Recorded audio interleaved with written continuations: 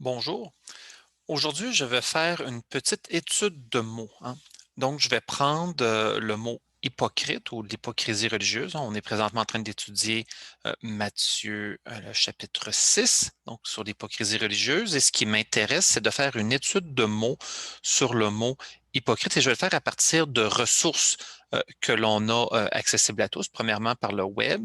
Et deuxièmement, je vais confirmer nos résultats avec euh, peut-être un document ou deux un peu plus sérieux, mais qui vont nous confirmer ce qu'on a déjà appris ou ce qu'on a trouvé comme à partir des ressources gratuites.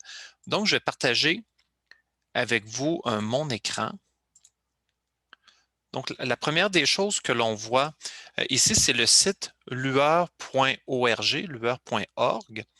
qui est un outil qu'on peut prendre pour faire de la recherche. Donc, je vais cliquer ici sur la Bible et je vais faire lire la Bible. Donc, je vais écrire ici Matthieu 6, verset 2. Donc, on est dans le chapitre 6 de l'Évangile selon Matthieu. Et au lieu de la seconde, ici, je vais prendre second avec strong. Hein, strong qui est un peu une manière de répertorier tous les mots qu'il y a dans la Bible avec des chiffres. Donc, je vais cliquer sur afficher. Donc, en fait, c'est que chaque mot a son entrée dans le dictionnaire. Donc, si je prends, donc je lis pour vous, Matthieu chapitre 6, verset 2. Lors donc que tu fais l'aumône, ne sonne pas de la trompette devant toi comme font les hypocrites. Donc, ici, les hypocrites est le mot qui nous intéresse pour l'étude de mots. Et il y a le code 5273. Donc, on va cliquer sur 5273. Bon, ici, on va voir, bon, c'est un mot grec, hypocrites, donc les hypocrites. Et il y a 18 fois ce mot-là qui est dans la Bible. Mais ce qui nous intéresse, c'est la fiche complète. Donc ici, ça nous donne une petite définition. Ça nous dit comment le dire en grec, euh, un petit peu d'où vient son origine, blablabla. Bla, bla. Et c'est une définition. Donc, quelqu'un qui répond réplique un interprète, un acteur ou un acteur de théâtre, ou celui qui cache, dissimule, qui prétend quelque chose d'un hypocrite. Hein. Donc, on voit qu'à l'époque, ce mot-là désignait l'acteur du théâtre, donc quelqu'un qui se met un masque pour, euh, pour acter, hein, pour prétendre, pour interpréter un personnage, mais qui est différent de la personne qu'il est. Hein. Donc ici, après ça, il y a les 18 occurrences du mot hypocrite dans le Nouveau Testament. Comme on est sélectionné le mot en grec, on est seulement dans le Nouveau Testament. Donc il y a Matthieu 14 fois, Marc une fois et Luc 3 fois. Et ils sont tous écrits ici. Ce que vous verrez en les lisant, c'est que souvent dans Marc et dans Luc, euh, les mots ou les phrases, c'est des répétitions de ce qu'il y a dans Matthieu. Hein. C'est des passages parallèles. Donc, il y a peut-être 15 passages différents à lire si on va avoir une bonne idée du mot hypocrite dans la Bible. Donc, ici, si je viens par la suite dans la Bible ici et je veux chercher dans la Bible, donc on voit qu'il y a une concordance biblique. Donc, si j'utilise le mot hypocrite, comme ça, et je recherche dans la Louis II, on va avoir seulement deux mots, deux versets qui ont hypocrite, mais si je mets hypocrite avec un S, je recherche, il va y avoir 16 qui va arriver. On pourrait aussi élargir un petit peu plus la recherche, rester dans le même thème et écrire hypocrisie. Et là, on aurait 8 versets hein, où est-ce qu'il traite du mot hypocrisie. Bien évidemment, ailleurs dans la Bible, il va y avoir des endroits où on parle de l'hypocrisie, mais sans le nommer. Hein. Donc, on ne les verra pas à travers cette recherche-là parce que cette recherche-là cherche le mot exact. Donc, soit hypocrite, hypocrite avec un S ou hypocrisie. Donc, on a recherché avec ça. Maintenant, je vais essayer un deuxième site. Donc, le site ici, c'est le site saintbib.com qui est Bible Hub en anglais. Et là, je vais retourner aussi dans mon passage du jour dans Matthieu, le chapitre 6. Et on va aller au verset 2. Donc là, ce qui est intéressant avec ça, et bien sûr, en français, il y a quand même certaines ressources. Le même site en anglais va avoir un petit peu plus de ressources. On va le voir plus tard. Donc, je vais commencer par le faire en français. Donc, on a les versets parallèles. Donc, on a la Bible en Louis II, Martin, Darby, King James, English Revised ERV. Donc, on peut le lire en même temps. On a la partie ici à droite, le contexte, où il y a le verset avant, le verset après, quand on lit. Ici, ce qui est intéressant, c'est les références croisées. Donc, dans les références croisées, on va voir un proverbe, encore les passages dans Matthieu qui revient dans Luc, un Corinthien. Donc, ici, la question qui répond à la question soit de l'hypocrisie, mais surtout aussi de l'aumône, hein, parce qu'on est dans le passage sur l'aumône. Il y a les trésors de l'Écriture, qui est quelque chose en anglais qui est traduit ici, mais qui est des passages aussi qui sont reliés sur la question de l'aumône, sur des mots qui sont dans le passage. Donc, on peut toutes les scroller down, là, les descendre comme ça, et puis les lire au besoin. Ce qui est intéressant, ce que je veux porter votre attention là-dessus ce matin, c'est on clique sur interlinéaire. Et là, avec interlinéaire, bon, là, on n'a plus le français, on a le grec et l'anglais. Mais ici, on peut le lire, là, quand tu fais la charité ou l'aumône, ne pas sonner la trompette devant toi comme le font les hypocrites. Donc, on a ici hypocrite qui est là. Et on a le même code, 5273, qui est le code strong qu'on avait mentionné tantôt. Donc, on va cliquer sur ici, hypocrite, et on va cliquer sur sommaire. Donc, ici, on va avoir le strong, le tailleur et le Englishman, la concordance Englishman. Donc, on va avoir trois outils en même temps qui est rapporté là, sur le mot 5273, hypocrite. Donc, ici, une petite définition. C'est un hypocrite, quelqu'un qui prétend. Une petite étude de mots vite, vite. Donc, il va parler ici à quelqu'un qui performe sous un masque, personne à deux faces, quelqu'un dont la profession ne correspond pas à sa pratique. Puis ici, il était commun pour les acteurs, quand ils étaient sur la scène, en grec, de mettre un masque et puis de faire ça. Ici, une petite citation qui est donnée avec la définition. Dans le tailleur, qui est un autre lexique grec, il va donner les trois définitions qu'on a dit tantôt, donc celui qui interprète, celui qui est un acteur sur la scène, ou quelqu'un qui est un hypocrite qui prétend quelque chose qu'il n'est pas. Strong va aussi être en bas là. Et à droite, on a toute la concordance, les 18 occurrences, les 18 fois que que ce mot-là arrive dans le passage du Nouveau Testament, sont aussi répertoriés ici de la même manière que sur le premier site, hein, le site lueur.org.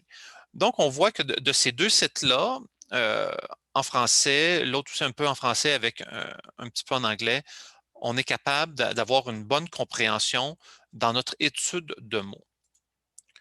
Maintenant, si on veut poursuivre l'étude de mots, peut-être aller un petit peu plus, un niveau un peu plus supérieur au point de vue de la recherche académique. Là, j'irai dans un dictionnaire de théologie biblique. Ça, c'est une photo que j'ai prise de mon dictionnaire, le grand dictionnaire de la Bible, et j'ai cherché hypocrite, donc qui dit la chose suivante. Dans le langage courant, un hypocrite est quelqu'un qui, de manière délibérée et répétée, professe être ce qu'il n'est pas. Mais le mot lui-même est une translittération du grec hypokrites, qui signifiait d'abord à l'époque acteur. Même s'il a rapidement pris en grec ecclésial le sens moderne, il semble difficile de prouver que le mot l'avait déjà au premier siècle. Dans la Septante, il est utilisé deux fois pour traduire les traductions de l'hébreu. Bon, le mot hypocrite n'est utilisé que dans les synoptiques, dans les paroles de jugement que Jésus adresse aux scribes et aux pharisiens.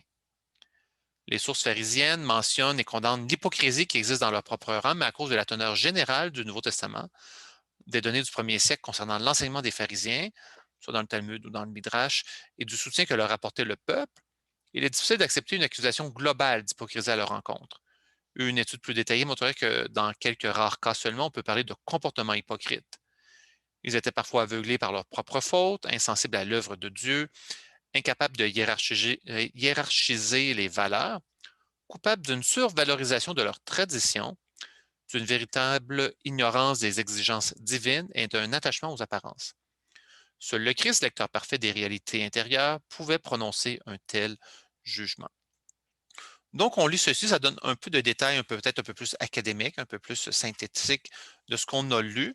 Mais on voit qu'avec ce qu'on a vu dans les deux outils gratuits, on est quand même capable de s'en sortir avec une bonne définition du mot hypocrite, selon la Bible. Et bien sûr, on aurait pu regarder dans un Larousse, dans un petit Robert, dans un dictionnaire commun, pour voir un peu le mot hypocrite, le sens qu'il a. Maintenant, sans parler nécessairement de l'hypocrisie religieuse, mais juste hypocrite en général. Maintenant, la troisième chose, on va aller encore dans un autre niveau euh, académique, juste pour voir. Donc ici, je suis dans mon logiciel d'études bibliques, le Logos Bible Software. Donc, j'ai cliqué sur Factbook, je m'en vais ici, ça rouvre ça. Et donc là, je choisis hypocrite, et donc je l'ai préparé, et ça me donne une définition. Donc, ça provient du dictionnaire, Nouveau dictionnaire de la Bible. En fait, c'est la version anglophone de ce que je vous ai montré en français du Grand dictionnaire de la Bible. C'est la même définition. Il va donner quelques passages et là, il va me sortir les autres définitions que j'ai dans mes dictionnaires. Donc, j'ai ici une définition dans le dictionnaire de Jésus et des évangiles. Donc, ici, il va donner un peu plus de background historique du mot, son usage classique, hellénique et tout ça dans les psaumes, donc l'usage dans les évangiles, et ça va nous donner un peu plus le côté historico-culturel ou socio-culturel du mot. Donc, c'est un peu plus technique. Après ça, on pourrait aller dans le dictionnaire de la Bible Easton. Donc, toute petite définition. Donc, celui qui met un masque et qui il fait semblant d'être ce qu'il n'est pas. Donc, il dit, bien évidemment, le Seigneur Jésus a condamné ou s'attaquait un peu à l'hypocrisie des pharisiens et des scribes de son époque. On voit ici dans Matthieu et on voit un passage dans Job aussi que c'est intéressant et dans Jérémie 23. On pourrait aller et moi, ce que j'aime beaucoup, c'est le dictionnaire de l'imagerie, parce qu'avec l'imagerie, ça va bien pour choisir des illustrations pour les prédications. Donc, si vous nous parlez que le mot hypocrite vient de mots du théâtre, qui signifie un acteur ou de jouer un rôle. Euh, donc, l'identité essentielle de l'hypocrite, c'est de prétendre être ce que nous ne sommes pas en réalité. On va parler de psaume 26,4, hein, des faux hommes, des personnes qui font semblant. Il va donner une petite définition, là, des petites illustrations ici qu'il y a dans la Bible, et on voit encore une fois Matthieu, Matthieu, Matthieu, Matthieu, Matthieu, plein de choses dans Matthieu. Hein, on avait vu à partir de lueur.org dans la concordance tous les passages, euh, les 18 passages qui provenaient essentiellement 14 de Matthieu, 1 de Marc et 3 de Luc. Le dernier dictionnaire qu'on a, c'est le Westminster. Et là, encore là, c'est une toute petite définition qui provient des mêmes passages et puis qui dit à peu près la même chose. Donc, en résumé, on a vu à partir des deux sites web, lueur.org et puis saintebib.com, qu'on est en mesure de faire une étude de mots à partir de ces deux outils-là complètement gratuits, et qu'on arrivait quand même avec un peu de contenu et un contenu qui est satisfaisant pour préparer une petite étude au niveau de la jeunesse, des jeunes adultes, même pour préparer un partage. Il y en a suffisamment là-dedans et on a vérifié après ça avec l'article dans le dictionnaire, le grand dictionnaire de la Bible, et dans quelques définitions de synchro-dictionnaires à partir de l'outil de l'outil Logos Bible Software, que les définitions, en fait, apportaient un petit peu plus de précision ou de profondeur au niveau académique, mais en gros, ça ne change rien dans les définitions qu'on avait déjà qui avaient été gratuites. Donc, c'est un peu ce qui nous rassure que les outils gratuits en ligne nous donnent quand même quelque chose d'assez intéressant et qui nous permet de débuter un peu notre recherche. Et même si on veut faire un partage, ça nous donne des définitions qui sont bonnes.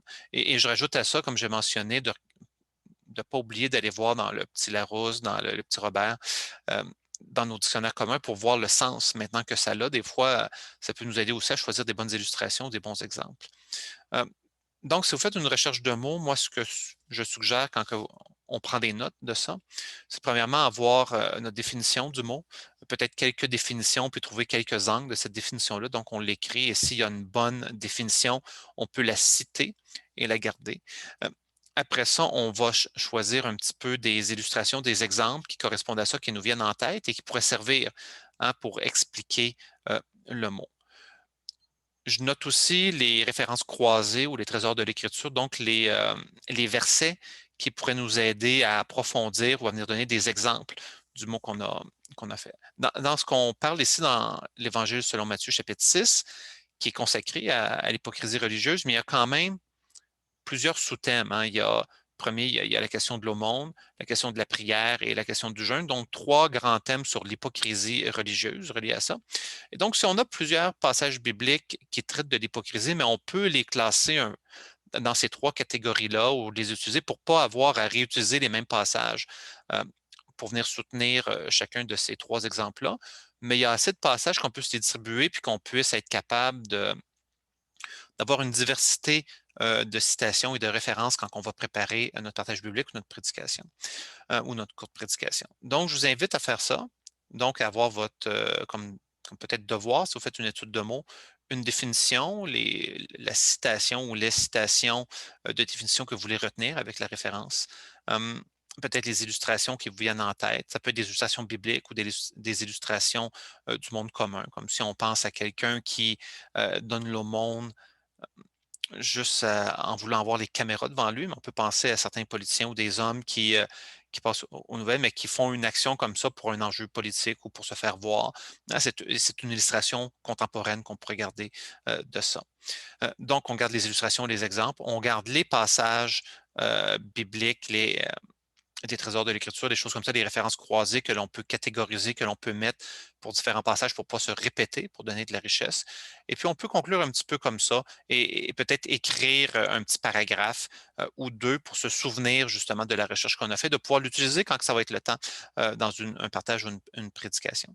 Donc, je vous invite à faire ça, à, à le pratiquer, à peut-être prendre quelques autres mots qu'il y a dans Matthieu 6, peut-être faire une réflexion ou une recherche de mots sur aumône, sur jeûne, sur prière, sur père. Hein, tous des mots qui sont importants dans Matthieu 6 et qui pourraient juste venir vous donner un petit peu plus de profondeur pour comprendre les versets et puis pour être en mesure de mieux l'expliquer aussi si vous faites un partage ou une prédication. Donc, j'espère que ça vous a aidé et puis, lâchez pas, continuez à prendre des nouvelles compétences d'études bibliques. Bonne fin de journée.